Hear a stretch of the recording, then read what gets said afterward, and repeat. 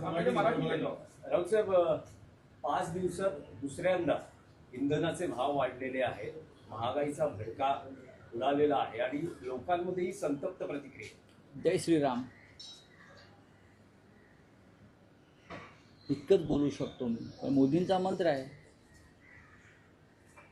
नरेंद्र मोदी हिंदुस्थानचे पंतप्रधान सध्या परदेश दौऱ्यावर आहे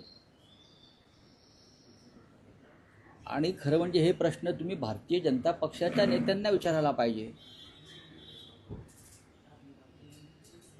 विरोधी पक्षाला विचारून तुम्ही काय करणार? आम्ही वारंवार सांगतोय की पश्चिम बंगाल आणि आसाम केरळच्या निवडणुकांनंतर नरेंद्र मोदी भारतीय जनतेवर आर्थिक बोजा टाकून परदेशात जातील आणि ते खरं ठरलं. आणि मोदींनी सांगितलेलं आहे तुम्हाला गरीब व्हावं लागेल. आता मी श्रीमंत आहे. अडाणीचे खटले काढून घेतले अमेरिकेतून. अडाणीवर जे खटले सुरू होते अमेरिकेत ते मोदींनी काढून घेतले. त्यासाठी काय तडजोडी झाल्या हे त्यांना माहिती, देशाला माहीत नाही. पण या देशामध्ये अजूनही असंख्य निरपराध लोक खोट्या खटल्याखाली तुरुंगात आहेत. पण गौतम अडाणीवरचा खटला मात्र मोदींनी काढून घेतला. पण महाराष्ट्रात देशामध्ये असंख्य लोक खोट्या गुन्ह्याखाली ज्यांना पकडलेलं आहे, मग ईडी असेल, CBI असेल, ते तुरुंगात आहेत. त्यांचा न्याय कोणी करायचा? अडाणीचा न्याय होतो जागतिक पातळीवर, पण आम्हाला न्याय मिळत नाही. शिवसेनेला सुप्रीम कोर्टात महागाई वाढलेली आहे, महागाई वाढणार आहे. आणि महागाईमुळे या देशामध्ये, देशाच्या मध्यमवर्गीयांमध्ये एक भीतीचं वातावरण आहे. त्यातून एक आर्थिक अराजक निर्माण होईल आणि भारतीय जनता पक्ष म्हणेल हे मुस्लिमांमुळे होत आहे, हे पाकिस्तानमुळे होत आहे. आणि आमचे लोक मग कपाळाला टिळे लावून या महागाईचं स्वागत करतील आणि परत भाजपलाच मतदान करतील. लोक त्यांच्या कर्माची फळं भोगत आहेत. जोपर्यंत लोक, एक काळ असा होता आम्ही पाहिला आहे, महिला महागाई विरुद्ध लाटणं मोर्चा काढायच्या, विद्यार्थी रस्त्यावर यायचे, महागाई विरोधात रस्ता रोको व्हायचा, आंदोलनं व्हायची. आज अशा प्रकारची आंदोलनं करणं लोकांनी आपल्या प्रश्नांसाठी, हा मोदींच्या राजवटीमध्ये देशद्रोहाचा गुन्हा ठरतो.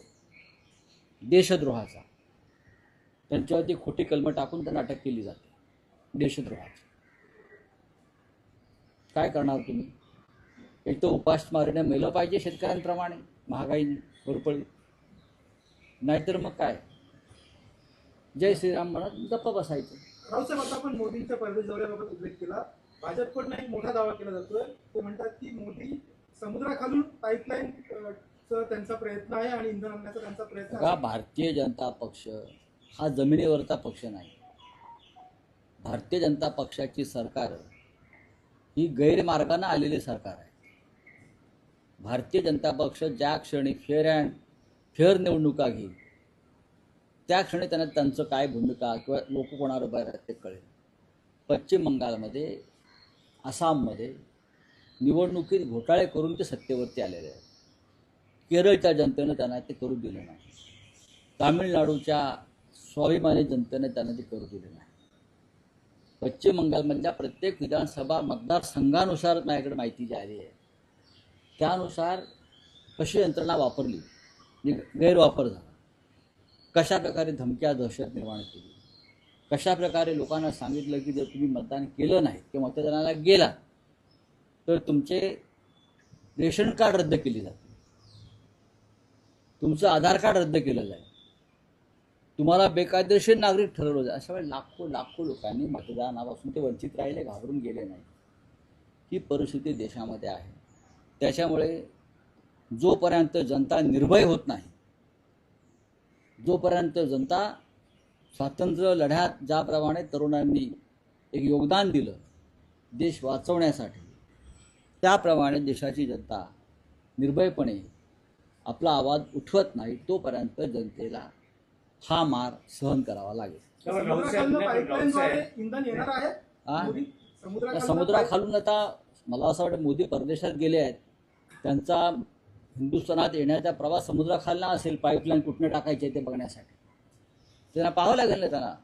ते स्वतःच बहुतेक उडी मारतील आणि ते पाईपलाईनचा मार्ग शोधत जातील. पाईपलाईन हा काय 2 दिवसाचा विषय आहे का? अनेक वर्ष लागतात त्यासाठी, अशा गोष्टी करण्यासाठी. परत तुम्ही इराणबरोबरचे संबंध बिघडवलेले आहात. इतर देशात इतर कोणताही देश तुमचा मित्र नाही. चीन बरोबर तुमचे संबंध नाही. नेपाळ तुम्हाला किंमत देत नाही. तुम्ही कोणाच्या समुद्रमार्गातून ही पाईपलाईन टाकणार आहात हे आम्हाला सांगावं लागेल. नाही, पण राऊत साहेब, सर्वसामान्य जनतेचा आवाज हा विरोधी पक्ष मानला जातो. आम्ही आहोत ना. मग विरोधी पक्ष आम्ही आहोत. महागाई विरोधात आम्हीच आहोत. विरोधी पक्षच आहे. उद्धव ठाकरे यांच्या नेतृत्वाखालची शिवसेनाच आहे. काल किती मोठं आंदोलन झालं आपण पाहिलं असेल. समृद्धी महामार्गावर अंबादास दानवे त्याच्यामध्ये सहभागी होते. ठिकठिकाणी जिल्ह्यात आंदोलनं सुरू आहेत. मीडियाने दाखवायला पाहिजे. आम्हीच आवाज आहोत. आता भारतीय जनता पक्षाला जे मतदान करतायत किंवा त्यांचे कार्यकर्ते आहेत, त्यांना कोणत्या मार्गानं इंधन मिळते मला माहीत नाही. फक्त भाजपचं कार्ड दाखवा आणि इंधन मिळवा असं असेल तर ते गप्प बसतील. पण हजारो लाखो जनता जी आहे ती त्रस्त आहे. शेतकरी त्रस्त आहे. कामगार वर्ग, मध्यमवर्गीय त्रस्त आहे. काल विमानतळावरती एक आंदोलन झालं. कोणी केलं? आणि दिवसभर मुंबईचं विमानतळ हे बेशिस्त आणि बंद अवस्थेत होतं. अनेक विमानं रद्द झाली. लोकांचे हाल झाले. विमानतळावरही झाले का? कोणी केलं हे? भारतीय जनता पक्षाने काल विमानतळावर संप घडवला. का घडवला? विमानतळावर शिवसेनेच्या संघटना आहेत. कधीही प्रवाशांना त्रास होईल अशा प्रकारचं आंदोलन शिवसेनेने केलं नाही. पण विमानतळावरती अडाणीची मालकी झाल्यानंतर तिथे भारतीय जनता पक्षाचे रवींद्र चव्हाण जे अध्यक्ष हे स्वतः जातात, कामगारांना धमक्या देतात, कामगारांकडून जबरदस्तीनं फॉर्म भरून घेतात युनियनचे, त्यांच्या पोलिसांना फोन करतात एअरपोर्टच्या आणि इतर युनियनच्या लोकांना तुरुंगात टाका सांगतात. हे रवींद्र चव्हाण करतात. त्यांना वाटते कणकवली कुडाळ आहे का हे? आणि त्याच कामगारांना त्यांनी काल संप करायला लावला आणि हजारो प्रवाशांचे काल दिवसभरात हाल झाले.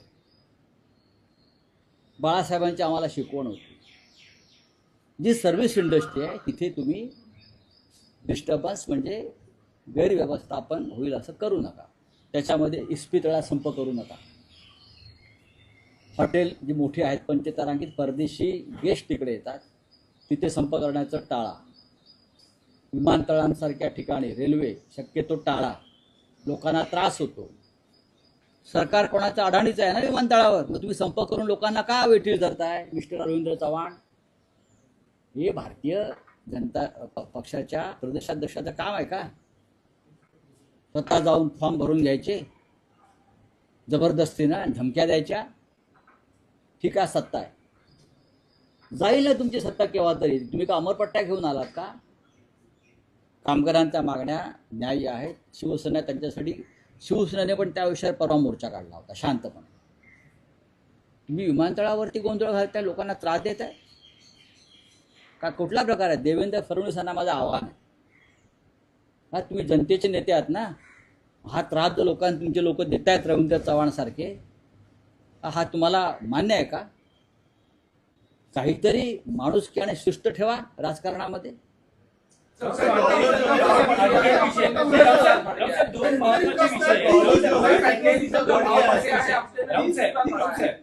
दोन मराठीतले महत्वाचे विषय आहेत. तुमच्या पक्षाचे 2 खासदार, एक नागेश अस्तिकर पाटील काल उपमुख्यमंत्र्यांना भेटले, निधी आणि मतदारसंघातली कामं, आणि काल राजाभाऊ वाजे हे नाशिकमध्ये शिवसेना शिंदे गटाच्या कार्यक्रमात सहभागी झाले. एकीकडे ऑपरेशन टायगरची चर्चा सुरू असताना असे खासदार शिवसेना शिंदे गटाच्या काय असतं ऑपरेशन टायगर वगैरे? कोण टायगर आहे? नाही, तुम्ही टायगर कोणाला म्हणताय? आता ऑपरेशन टायगर वगैरे ही नावं आहेत ना, ही ऑपरेशन ही मिलिटरीचे ऑपरेशन्स असतात. ती लफंगगिरीचे ऑपरेशन नसतात. चोऱ्या माऱ्या, तोडफोड हा नागेश अष्टीकरांचा विषय हा त्यांच्या मतदारसंघातला निधीचा 100% आहे. वारंवार ते आमच्याशी चर्चा करतात. ते हतबल आहे. अनेक खासदार मग काँग्रेसचे असतील, राष्ट्रवादी काँग्रेसचे असतील, शिवसेनेचे म्हणजे आमच्या शिवसेनेचे ओरिजिनल शिवसेनेचे मतदारसंघातली कामं जी लोकांनी निवडून दिलेले आमच्या आमदार खासदार आहेत करायचीच नाही. ही कोणती लोकशाही? हे कोणते संविधान? नरेंद्र मोदी तुम्ही देशाचे प्रधानमंत्री आहात. सर्व खासदार तुमचे आहेत. देवेंद्र फडणवीस तुम्ही या राज्याचे मुख्यमंत्री आहात, महाराष्ट्राचे. लक्षात घ्या. फक्त भाजपच्या 10-20 खासदारांपुरते तुम्ही नाही आहात. तुम्ही या राज्याचं नेतृत्व करताय. या राज्याचा विकास व्हायला पाहिजे. जो भाग विरोधी पक्षाने जिंकलेला आहे तिथे विकास करायचा नाही. हे कोणतं धोरण आहे तुमचं? हे माझं देवेंद्र फडणवीस यांना माझं सरळ आव्हान आहे की तुम्हाला हे मनाला पटतंय का? बसा आणि चर्चा करा विरोधी पक्षाशी या विषयावर. काय चाललं आहे महाराष्ट्रात? तुमच्याच राज्यामध्ये नीटचं काय झालं आहे? नीट मारली ना युवकांची. भाजपनेच. हे सगळे लोक भाजपचे आहेत. आज प्रदीप जोशीला समन्स काढलेला आहे. नीटचा जो प्रमुख आहे हा कोण आहे? हा संघाचा कार्यकर्ता आहे. प्रदीप जोशीला समन्स काढलेला आहे. आज प्रदीप जोशी हा महाराष्ट्रातलाच माणूस आहे. तो प्रमुख आहे नीटचा. त्याला आज समन्स काढलाय. हा RSSचा रिसर स्वयंसेवक आहे हा माणूस. त्याच्यामुळे नीटच्या पेपर लीक प्रकरणामध्ये भारतीय जनता पक्षाचंच सूत्रधार म्हणून नाव घ्यावं लागेल. हे सगळे लोक जे अटक केले आहेत हे सगळे भाजपचे कार्यकर्ते आहेत. प्राध्यापक, क्लासवाले, अमुकवाले, या सगळ्यांना भाजपचं संरक्षण आहे. नाही तरी सांगावं नाही, मी पुरावे देईन. नीटचा जो हेड आहे, मगाशी म्हटलं प्रदीप जोशी, त्याला आज स्टँडिंग कमिटी एज्युकेशनने आज समन्स दिलाय. हा भाजपचा संघाचा. त्याशिवाय नेमणूक होऊच शकत नाही. विद्यापीठाचे कुलगुरू, नीट, UPSC, इतर सगळ्या शैक्षणिक संस्था, लोकसेवा आयोग, सर्वत्र संघाची आणि भाजपचे लोक बसवून आपापल्या लोकांना पेपर फुटीच्या माध्यमातून चांगले गुण देण्याचा आणि वर नेण्याचा हा जो प्रकार आहे हा भारताचं शैक्षणिक धोरण आणि गुणवत्ता उद्ध्वस्त करण्याचं हे कारस्थान आहे. हा अनुभव आहे भारतावर पडलेला. राहुल साहेब, एक साधा प्रश्न आहे. समजा जर शिवसेना पक्षाच्या खासदारांना निधी मिळत नाही, ही जर त्याची खंत किंवा ही जर त्याची समस्या असेल तर त्यांनी राज्याच्या मुख्यमंत्र्यांना भेटलं पाहिजे. देशाच्या मुख्यमंत्र्यांना वेळ आहे का? हे सातत्याने शिंदेंना भेटतात. असं आहे की मुख्यमंत्र्यांना वेळ आहे का? नाही. मुख्यमंत्र्यांना वेळ नाही, देशाच्या प्रधानमंत्र्यांना वेळ नाही, देशाच्या गृहमंत्र्यांना अशा प्रकारच्या जनतेच्या समस्या ऐकायला आणि सोडवायला वेळ नाही. एक काळ होता आमदार, खासदार आणि नगरसेवक ह्यांना कोणत्याही पक्षाचा तो असला तरी मुख्यमंत्री त्यांना सन्मानानं त्यांच्याशी चर्चा करत होते. आता पक्ष बदलून अपॉइंटमेंट मिळते, पक्ष पाहून अपॉइंटमेंट. या पक्षाचा आहे त्याला भेटायचं नाही, त्या पक्षाचा आहे त्याला भेटायचं नाही. ही या राज्याची संस्कृती आणि परंपरा कधीच नव्हती देवेंद्रजी. काही मंत्री खासगीत बोलतात आमच्याशी, पण घाबरून बोलतात. असं नव्हतं. आप बोलिए. पेट्रोल डीजल का भाव बढ़ गया है हफ्ते में दूसरी बार ये डॉलर का भाव भी 37 रुपया हो गया है बीजेपी की तरफ। कितना हो गया? 37 रुपया महंगा हो चुका है क्या? डॉलर का। अब तो डॉलर पूरा देश का रुपया तो पूरा लुढ़क गया. अभी 100 पार हो गया ना. हाँ, 5 रुपया बढ़ गया वापस.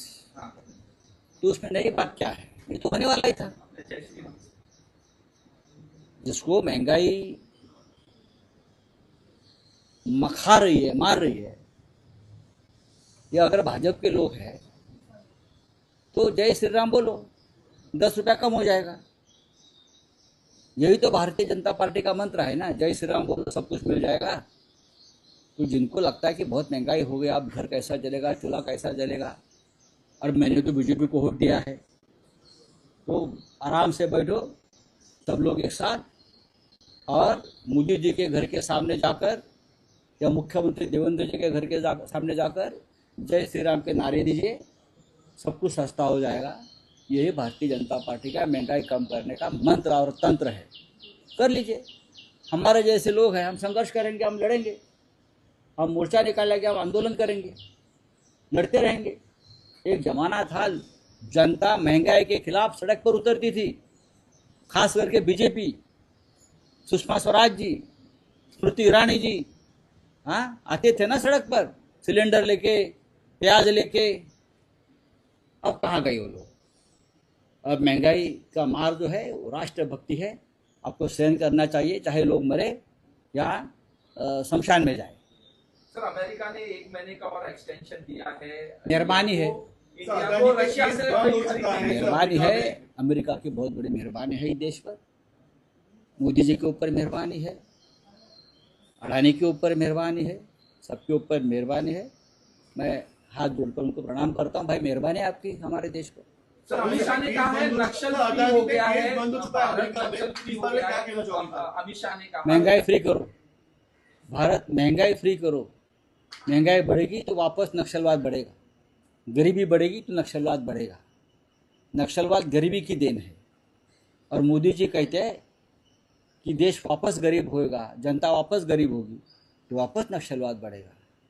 तो महंगाई कम करो, गरीबी कम करो, नक्सलवाद अपने आप खत्म हो जाएगा। सर नीट पे सवाल उठाया आपने, कहा कि सब आरएसएस के लोग। नीट और क्या सीईटी ना, हाँ universities, vice chancellors, UPSC, MPSC, जहाँ जहाँ शैक्षणिक संस्थाएं हैं वहाँ सब आरएसएस ने अपने लोग बिठाए हैं, बीजेपी ने अपने लोग बिठाई है। तो जो पेपर लीक का मामला है उसमें जिम्मेदार कौन है? यही लोग हैं, बीजेपी और आरएसएस जिम्मेदार है। मैंने आज पढ़ा है कि स्टैंडिंग कमेटी जो है एजुकेशन एचआरडी की, उसने समन्स किया है नीट के चीफ को, प्रदीप जोशी को। प्रदीप जोशी कौन है? आरएसएस का आदमी है, आरएसएस का स्वयंसेवक है, इसीलिए तो उसकी वहाँ अपॉइंटमेंट हो गई है, महाराष्ट्र से है। देवेंद्र जी को मालूम है ये सब क्या गौड़ बंगाल है। ये पूरी बीजेपी ये पेपर लीक के पीछे है, अपने अपने लोगों को ऊपर चढ़ाने के लिए, हाँ परसेंटेज बढ़ाने के लिए। ये बहुत बड़ा खेल होगा और सभी लोग हैं बीजेपी के, उसकी जिम्मेदारी बीजेपी की है। हमारे बच्चों का भविष्य उद्ध्वस्त कर दिया है लोगों ने, ये बीजेपी ने, आरएसएस ने। प्रायश्चित लेना चाहिए लोगों ने, मोहन राव भागवत जी ने प्रायश्चित लेना चाहिए। सब उनके लोग हैं ये, उनके विचारधारा के लोग हैं ये।